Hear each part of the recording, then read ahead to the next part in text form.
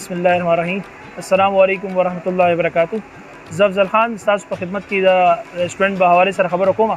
موږ دلته سخاپورټ کې یو نوی ریسټورانټ اوپن کړی دی. موږ دلته سلور میاشتې وشو او ماشاءالله د تاسو د سخاپورټ او د درګۍ او د خواشه کلیوالو ډېر ښکلی موږ ته ریسپانس راکړو او ماشاءالله زموږ د ډېر ښکلی کار روان دی او دلته زموږ کراچي آیټمس موږ راوړي. دلته نهاري شوه، بریاني شوه او سپیشل آیټمس موږ سره اوس نن سبا موږ میم شروع کړی دی او پیزا موږ سره سٹارټ شوی دی. پیزا فاست فود آیټم هم شروع شوی دي او دلته موږ سره فیملی لپاره هم ډېر ښکلی موږ نظام جوړ کړی دی. ناستو لپاره په پردې موږ حساب جوړ کړی دی. ریسټورانټ زموږ ایډرس چې کوم دی ریسټورانټ د ملاکنډ او د زمزم سی ان جي مینس کې دا ځای دی او اسخاکوټ بازار نه تاسو لږ رامخکې شئ.